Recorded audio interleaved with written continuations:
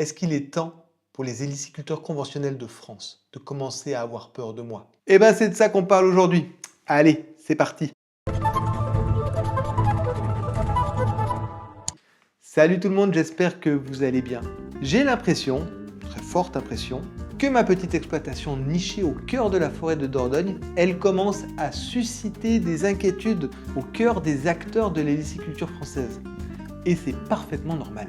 Parce que oui, depuis mon installation en tant que chef d'exploitation des escargots du hameau, il y a beaucoup de choses qui ont changé. Et ça a été porté par deux de mes grandes motivations. Premièrement, il y a ma passion pour l'héliciculture et puis mon désir de partager ça au plus grand nombre. C'est pour ça que j'ai créé la chaîne YouTube. Mon but ultime, c'est toujours d'avoir un maximum d'éleveurs qui s'installent en France. Je veux faire grandir cette héliciculture. Et deuxièmement, il y a mon obsession pour l'optimisation. Vous le savez depuis le temps que vous me suivez, j'adore l'ergonomie. Et je me suis rendu compte qu'il fallait arrêter de se focaliser sur l'escargot pour commencer à contrôler l'environnement.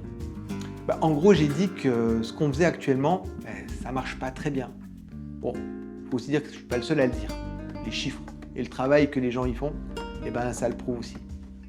Ouais, ça, c'est pas ma faute. Et c'est comme ça qu'est née ma première invention, les caissons d'élevage à environnement contrôlé. Je suis pas peu fier de cette petite bête, elle est vraiment magnifique. Et je me suis rendu compte que son potentiel, il est extrêmement puissant. Ça m'a emmené directement à l'étape 2, parce que, en sachant que j'allais avoir une grosse production, il a fallu trouver des clients. Il se trouve qu'on les a trouvés. Et j'ai eu mon premier problème. La demande des dérivés des produits hélicicoles, elle est absolument immense. Si grande que j'ai vite réalisé que je ne pourrais jamais répondre à cette demande seul. C'est pour ça que j'ai eu l'idée de mettre à disposition mes technologies d'élevage, mes inventions, mon savoir-faire et la manière de piloter mes caissons d'élevage à disposition du plus grand nombre. Comme ça, j'ai créé les collaborateurs éleveurs de Alescargot France. Et ça, en fait, c'est cool, parce que se mettre à plusieurs au sein du regroupement Alescargot pour élever massivement des escargots, c'est vraiment super puissant. Très rapidement, certains de mes collaborateurs qui avaient plus de moyens et plus d'ambition, ils m'ont dit quelque chose du style « Ouais, tes caissons d'élevage, 2,50 m de long, 1 m de haut, 1 m de large, c'est bien, mais c'est petit. » Oui, c'est petit, c'était le but de l'idée, que tout le monde puisse savoir, c'est petit, mais ça ne convient pas à tout le monde. C'est pour ça que j'ai imaginé une autre infrastructure, les chambres d'élevage, avec un potentiel de 18 unités. Ça veut dire qu'on pourrait y mettre 18 caissons à l'intérieur. Cette chambre d'élevage, c'est un container qui fait 6 mètres de long, 3 mètres de large, 3 mètres de haut. Alors oui, c'est 18 fois plus puissant qu'un caisson d'élevage, mais par contre, c'est pas 18 fois plus chronophage. Parce qu'à l'intérieur, on a développé une façon de travailler qui n'augmente pas nécessairement le temps de présence pour les services journaliers. Pour tout vous dire, une chambre d'élevage, elle peut se piloter en 4 heures par jour.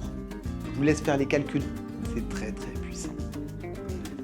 Et ça a continué, parce qu'une fois qu'on a mis ça en place, il y a d'autres personnes qui ont dit « Ouais, mais si on veut sérieusement industrialiser ça, 4 heures c'est quand même beaucoup, et 18 unités, peut-être qu'on peut faire mieux. » C'est pour ça qu'on a mis en place la méga chambre d'élevage à environnement contrôlé de Alescargot France. Ça, c'est notre fer de lance. C'est la plus belle infrastructure hélicicole jamais inventée. Elle a un potentiel de 36 unités d'élevage et elle est pratiquement 100% autonome. Pratiquement pas besoin d'intervention humaine. On est extrêmement fiers de ce produit qui arrive en masse. Et pour les acteurs encore plus grands, on propose des complexes d'élevage industriel. On reprend les technologies de la méga chambre, sauf qu'on l'installe sur mesure pour le collaborateur éleveur. Le nombre d'unités de caissons, là ça devient illimité. Ça dépend de son projet, de ses moyens et de son ambition. Alors oui, quand on entend que des choses comme ça se mettent en place, on commence à s'inquiéter pour l'avenir de l'héliciculture française. Je le comprends. Toutes ces infrastructures qui se mettent en place, tous ces collaborateurs qui rejoignent le regroupement Alescargot France, on se rend vite compte qu'on a atteint un degré de production qui n'a jamais été fait en France et ça chamboule un peu l'univers de l'héliciculture française. Mais rappelez-vous, mon but premier, ma mission, c'est d'augmenter massivement le nombre d'héliciculteurs en France. que ce soit avec les techniques hélicicoles traditionnelles ou avec les révolutions que j'ai mis en place, il faut qu'il y ait un maximum d'éleveurs en France. C'est pour cette raison que je n'ai absolument aucun client en France. L'héliciculture française appartient aux Français. C'est son territoire de commercialisation et je n'interviens pas là-dedans. Je travaille à l'international. Je me suis engagé, sur mon honneur, à produire massivement des escargots en France. Mais j'ai jamais dit que j'allais les vendre en France. Eh ben non. Tout ça pour vous dire, chers collègues passionnés héliciculteurs de France, nous avançons ensemble pour construire une belle filière hélicicole.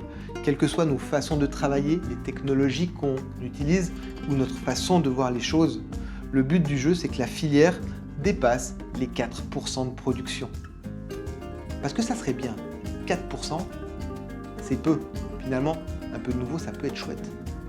Dans tous les cas, j'espère que cette petite vidéo aura su rassurer tous les acteurs de la filière hélicicole. Nous travaillons ensemble. Et en attendant la prochaine vidéo, restez passionnés et surtout, continuez de parler d'escargots. Allez, salut!